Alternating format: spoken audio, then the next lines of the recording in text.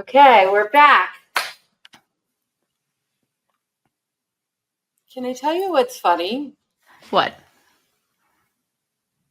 So when we first started the podcast, we would get our hair done and I would change my outfit.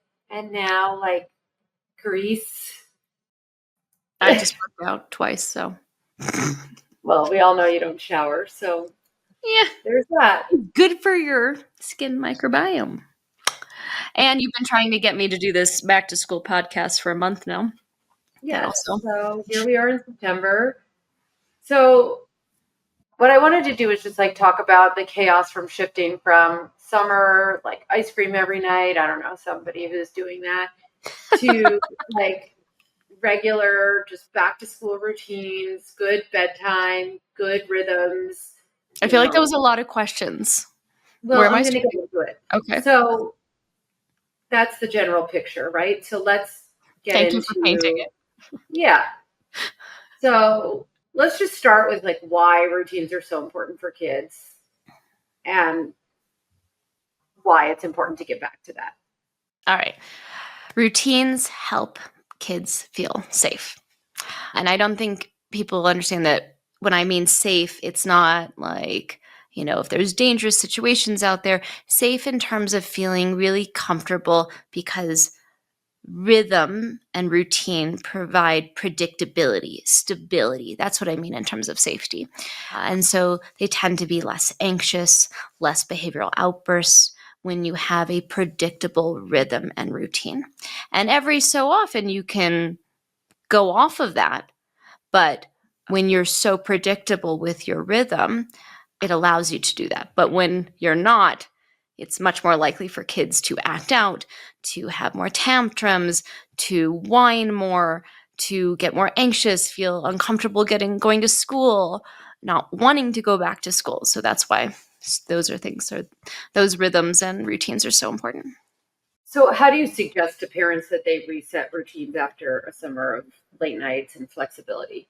100%. And we were like that. I mean, the 4 kids were all off of their rhythm and stuff. I mean, not to say they were off of the rhythm. What I like to do is to always hold it. I think the easiest way to hold it is by meals. So you always have, your breakfast, lunch, and dinner. Try to get those down to a certain time, right? Keeping those at a similar time will help. Having snack at a similar time. And then trying to get that bedtime routine to be more consistent. And if you find that it's harder to get kids to go to bed because they're used to staying up late and making s'mores or doing summer type activities, start bedtime routine earlier. Obviously the ideal is somewhere between, depends on the child's age. I try to get my little ones who are 3 and 6, almost 7, 3.5, 7, to bed by 7, but that's not happening right now. So I think I was good last night. I got them in bed at 7:45. So, and the big kids, well, that wasn't happening. And I think it's hard to adjust, right? Because you got some of the after school activities coming into play. And with older kids, they go to sleep late. And that's kind of what we're trying to handle because the older 2 kids share a room as well. And so you don't want the 11-year-old waking up the 9-year-old. I forgot your question. What was your question? It's how do you get back to that earlier bedtime routine? And I guess also the second part of that is why is that so important? I think the big thing is you don't want to say oh, we have to get back into this because of school, because then that creates this negative meaning and connotation towards school or this negative So feeling. You shouldn't be saying you have to go to sleep early because you have school tomorrow? Mm-hmm. Okay, just want to make sure I heard you want to right clarify that because Emily's like, fudge. I can't cuss. Oh my god, all my friends are making fun of me because I've been saying fudge so much because my 3-year-old keeps telling everybody, F-U-C-K, that's mommy's word. Anyways, I digress. So the reason being is because you don't want to create this negative association with school and say, oh, I have to go to sleep early just because I have to go to school. Well, that stinks, right? So instead, we're saying we're shifting back into, the school year, and we kind of fell off our routine and rhythm. And so we just have to get back onto that because it's so much better for our body when we're on a routine. But we're not going to compare it to like, oh, well, that's what we do in the summer. And this is what we do because of the school year. Does that make sense? So it's just a slight shift in semantics, I guess you could say. Yeah, well, how much can you educate your kids about why early bedtimes are so important without like Mm. being so Kids, like neurotic? teens, yeah, kids, teens, tweens, even young adults, they don't see long-term consequences. They only see short-term consequences. So saying like you need sleep because it helps, your body, and I love that idea, but that's not going to work with kids. So you have to think immediate consequences. So when let them practice. If they're struggling to go to sleep at night, it's okay to mess up and to say they're going to go to sleep late. But the consequences when they get up in the morning and they're feeling it, and they're like, oh, I'm so tired. I can't get out of bed. This is what happens when we don't go to sleep on time. And this is why I'm trying so hard, because it's my job to help get you to go to sleep on time and to kind of hold that for you until you're able to learn those time management skills, which you start to learn more of in middle school, right? Yeah, I mean, I think also like of how do you avoid making it a constant battle in your home to get to everyone to sleep? I know you struggle with that too. It's not. Of course, I struggle it particularly when I am tired, when I feel like I don't have the patience. And so when I have those days where I can have the self-care for me and I can do things for me, which is why you guys always see me hiking, because that's what makes me get endorphins and I feel good with that. And the days when I don't, it makes me more distressed and less patient. So Yeah, so just like fueling yourself so that I mean, in an you can ideal that world. you can handle it. A lot of the times I think we're talking too much. You have to go to bed. You've got to get to bed. Why aren't you listening? You're not going to bed. I don't talk as much when I'm patient. I just look and I say, you guys see me looking at the clock right now. I'll come back and check on you in a few minutes. And then I do some other things, or I'm with the little ones, or I'm switching on and off with, Auntie. And that's how we do it. And I think the problem is when you're constantly barking at kids, it frustrates them, A, and B, it doesn't work. Yeah. So you have to let them inevitably have that natural consequence of staying up late, not putting their things away, having their room just feel like a disaster. And then they'll feel it the next day. And then you try to work towards that a little bit earlier. We're really struggling at night, so we're going to start bedtime earlier. I'm going to start dinner time 15 minutes earlier so that we can pick up our room, that you can get into the shower on time. I love that. So another thing that people ask us about are resetting screen time limits after perhaps a summer of looser boundaries. I know, your screen time limits are pretty much the same all year, but maybe for the rest of us who have allowed a little extra That's no. screen I time mean, in look, the summer. when I was tired, I definitely had Mr. Rogers and Little Bear going on, and my 3-year-old, she's telling everybody about Little Bear. That's her favorite thing is Little Bear. I know, she told me. Yes, see, there you go. So don't, She told me her favorite activity is to watch TV, to watch Little even though she doesn't get to watch TV, which is Bear. ironic. No, it's when they were all sick, and I was like, "Whew, this is a lot." Little Bear on the whole time, and trying to get my So no almost judgment. 7-year-old, no judgment, when she had asthma, and like just trying to get her to take all her meds and do everything. I'm just like, Little Bear. Anyway, so no judgment there, even if you were doing things during the summertime. I think again, you don't want to frame it as something to do with school or that it had to do with the summer, because when we want to create some separation between those two things, that those are equally important things to have in a child's life and not create any negative or positive associations with either of those two things. So saying, yeah, your dad and I have thought about how much screens you guys have been getting, and we've noticed the impact on your behavior, on your sleep, on your body. And so we're going to make some adjustments right now. When you go back to school, we're going to make some changes. So we're not having anything during the week. This is what I do for my kids who are third grade and up. I say nothing during the week. And then on the weekends, we have a family movie night and we go back to our predictable schedule of family movie night. Now, people constantly ask me, like, well, how do you get the little ones not to be excited, or like want to do family movie night, and that it's not fair to them? I have these built-in milestones with our kids, and they know, like, when they hit a certain age, they get to, for example, foamy milk. My 3-year-old only gets foamy milk, but when they're at 5, they Steamed get milk, chocolate milk. What? right? She calls Foamy it milk milk. is steamed milk, right? I feel like people know what foamy milk is. Did I make that up? Okay, whatever. Fine. Steamed milk. Thank you, Emily.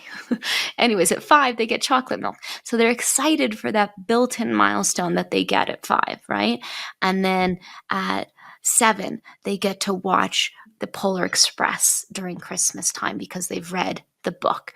And then, at 9, they get to have family movie night. So the little ones, they know, oh, I don't get to do that yet. But when I turn 9, I get to have family movie night. And my oldest daughter was so excited when she turned 9 at the end of the school year. Last year, she got her family movie night. And now she gets to join her brother, but sometimes they separate because,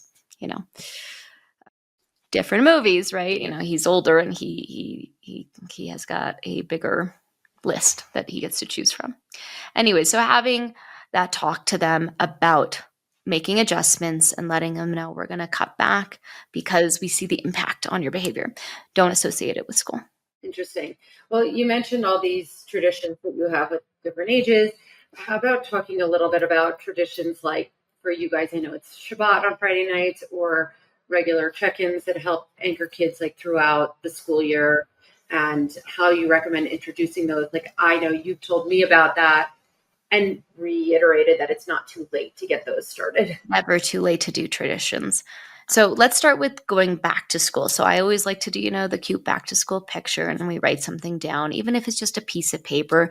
The kids really love to see the growth and the progression, right? Usually what I like to do with the kids is give them a bracelet at the first day of school. I know I just didn't get to show it this year because it was We'll chaos. link it here, saved Like for the here. podcast. So yeah, if you see them, that's why I have like more bracelets on my wrist, because 4 kids, 4 bracelets. And so, see over here. Anyways, point is that mom has a bracelet, child has a bracelet. So with my youngest, it really made an impact with her. She just started preschool and she's 3. And she says, I talk to the bracelet when I miss you. And I said, I feel it when you talk to the bracelet. And what I do is I give her extra squeeze hugs when I drop her off, and they are loaded up into her bracelet. So whenever she feels like she's missing me, she can hold the bracelet and talk to it, right? And I've done that kind of tradition with my older kids. And I didn't start it with my oldest until he was a little bit older. I think I started it with my second. But my oldest is like, he's a tween, he's cool. So I got him a bracelet that was his name in Morse code, which I thought was cool. Ooh, where'd you get that? Etsy. All these moms are like so talented and creative, and I love doing that, which is great. The kids really liked that, and the girls really loved that. Like, I had the matching bracelet with them, and so it just provided that connection. So that's a tradition that I like to start with the kids. They have like matching keychains that you can put on your purse and their backpack, and so just little things like that. Whatever you feel like By you're the way, a lot of schools right now are banning keychains and things hanging from the backpack because of the Labubu craze. the what? Of course, you haven't heard about Labubus. You're like Is that living in your wait, shush, fudge, fudge. You wait, is that the little ugly doll thing that I keep saying? Yes. That's why they're banning keychains? That's such a bummer. Well, I don't think you have the Labubu problem at the Waldorf school, but I remember reading an article about this. It's like $1 billion company now because it's so it's crazy. trendy. Yes. It's like the Beanie I Babies saw of a couple of nowadays. girls rolling up to school today with their Labubus hanging from their backpacks. They have not yet been banned from backpacks at our school yet. Have you heard of it? Okay. Well, okay, so bracelets it is. That's a bummer. I always remember like I had those keychain collections and the troll collection. Yeah, it can. It used to be sort of like a representation of your own creativity or self expression. And now it's just competitiveness and expensive toys. I mean, I wouldn't say it's that far off from when we were kids. Like, look, when you're like 9, 10, 11, you get into this like collecting phase, right? And back when we were kids, don't say you're older. Oh my God, I knew you're gonna be like, well, I'm not a millennial. I feel like you were about to say that. I'm 2 years older than you. I don't say that. Okay, good. I was like waiting for that. She's like, I'm not a millennial. I'm like, yeah, you are. Anyways, I had the collection of troll dolls and everybody had the trolls. Like they were a little bit differentiated. But again, you just bought these toys that were expensive and you collected them. But the whole Trolls weren't that expensive then. It was the Cabbage Patch dolls that were crazy. I love that you remember how much they were. I don't remember how much they were. No, I mean there's been a lot of comparisons recently. Okay, you're reading Trolls articles. and Okay. Labubus. Yeah. Oh, I didn't know that. Anyways, the point is that look, I am for the ugly doll collection because I'd rather them collect that than what girls have been collecting, which is makeup. They go to Sephora and they collect tons and tons of makeup. And it's not just makeup, it's skin products. It is so many things that they are putting onto their skin that are honestly awful for you. And so if we can switch the collecting back to dolls, keychains, whatever, I'm for that. I'm okay with that. Okay. That's my personal 2 cents. Okay, I like that. So now the new headline of this podcast is Dr. Organic Mommy supports the Labubu craze. What? And why? And why? Fine. To get back to your question about traditions, kids, I will say that they're like, oh, I want to stay up later. I just want to be with you. I just want to be with you. They're not trying to delay bedtime. They do truly want to be with you. And so they're a little trying to delay bedtime. they want closure to the day. Okay, fine. They want closure to the day. They want connection. They want time to be with you. And you realize you're not actually with them that much because you send them off to school. They're at school for 8 hours and then they have activities. Then you rush through dinner and then you rush through bedtime. They don't have that time for that connection. So I encourage you, like we read to our kids and like my husband and I, and we all switch off to read to the kids, and the kids who are reading on their own, like the older ones, they stay up a little bit later. And so they still want time for cuddling. I think that's important. And when you give them that connection, they are less likely to whine and complain and push and push and push. Okay, fair. Let's talk about those activities for a second. Okay. I already feel like I had this conversation with a bunch of moms from my school yesterday. There are so many activities. We are all having to let go of many of them because there's just no possible way. I personally am of the mindset that I'm okay scheduling maybe more activities than you would like my child to do because he's an only child. There's really no benefit to him just coming home and sitting here alone and every day. And so she sees there's no judgment here, but I will say I'd like to take that statement. There is some benefit to having some downtime, but go ahead. So I think maybe you can speak to the overscheduling piece. Okay, first let's start with, I find this very common with kids who are entering first grade. Let's start with first graders because that's the first time they're really sitting at a desk. And for some, it's kindergarten. And so we have to be mindful of how many activities we give, especially in the beginning of the year. Because when they're sitting at a desk all day, and that's a big transition, kindergarten, first grade, it's a lot for them to sit at a desk. You might think, oh, they need to get their wiggles out. Sure. But actually, it takes a lot of focus, a lot of energy to be able to sit at a desk all day. And so when you push them into a structured activity right after school every day, it can be very overwhelming for them and they can then break down. And so we have to watch for that. Some kids can handle it, but I will say majority of kids will struggle with that.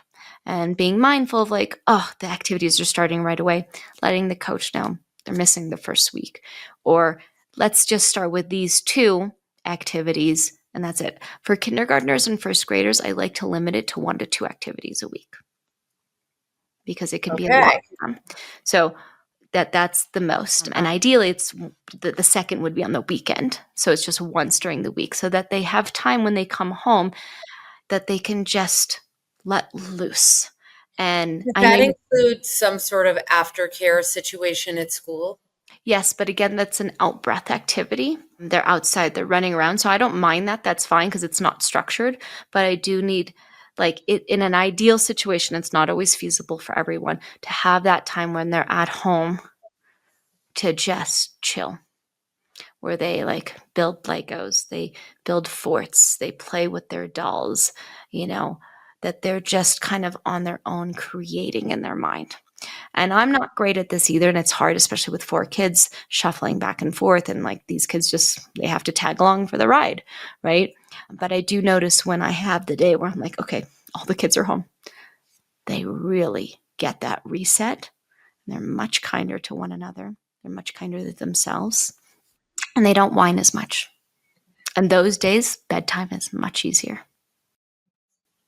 So when they have all of those activities, that's when it's like the fights come out. Go to bed. You're not listening. You got to get in the shower. It's so late already. And a lot of it's because you're the parent, at least in my situation, what I feel like, oh my gosh, they didn't get home from soccer till 7:30. Now we have to give him dinner. Then he has to shower. He has to still wash his plates for school or his lunchbox. And then he's got to floss and brush his teeth, get his pajamas on. And now, it's like 8:45. And now he's not going to bed till 9.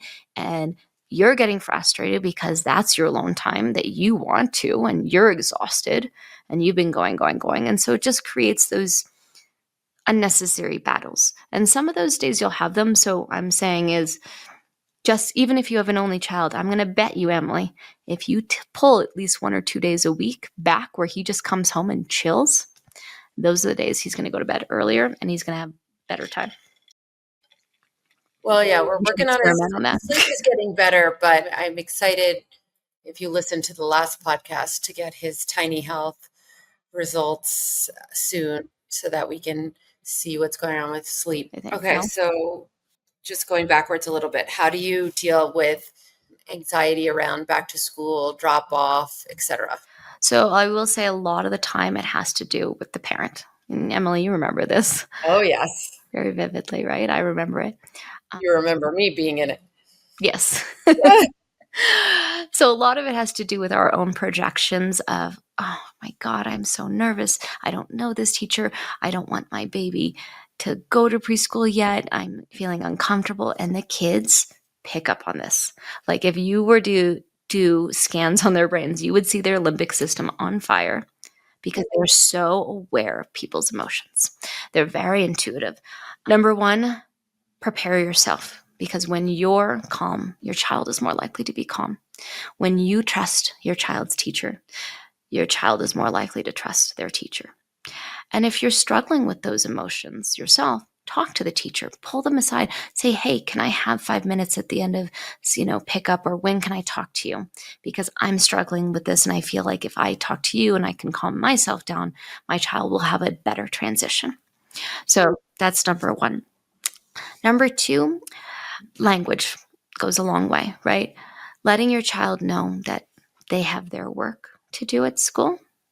Their work is to play, and mommy has their work to do during the day.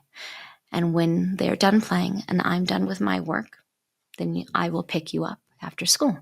And so it makes that connection more tangible for them because they know that they have their job and you have your job, right? And they go to school to play and mommy goes to work. Even if you're not going to work a physical work, all moms work, right? So I just want to highlight that for like stay-at-home moms, like you still have a lot to do. Amen.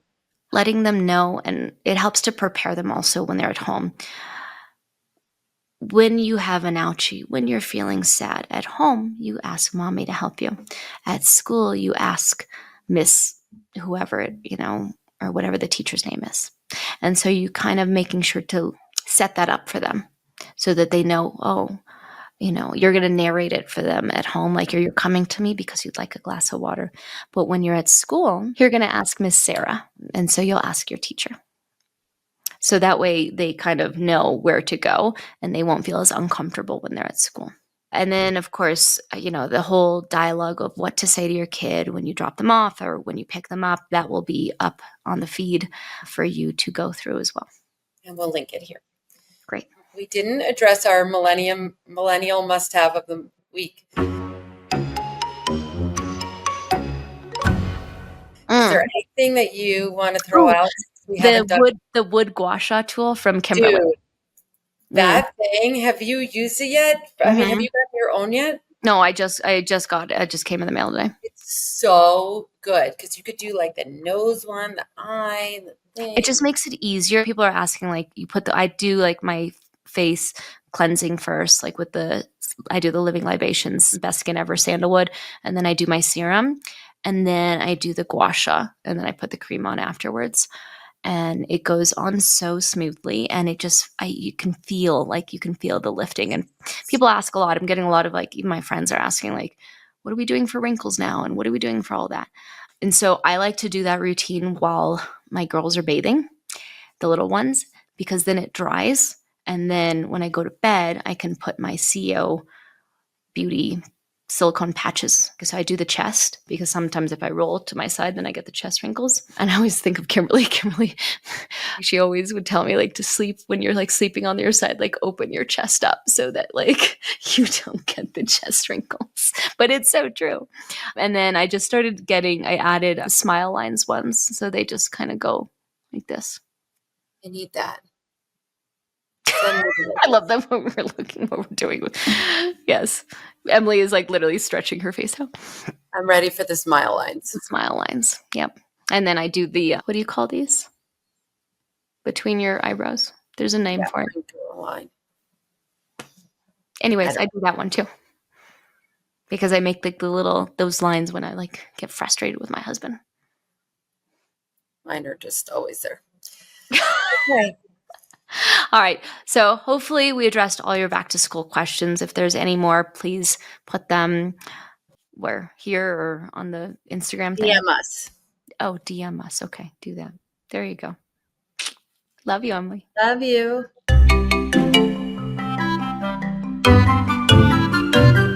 This podcast does not constitute medical advice or recommendation. Please consult your doctor.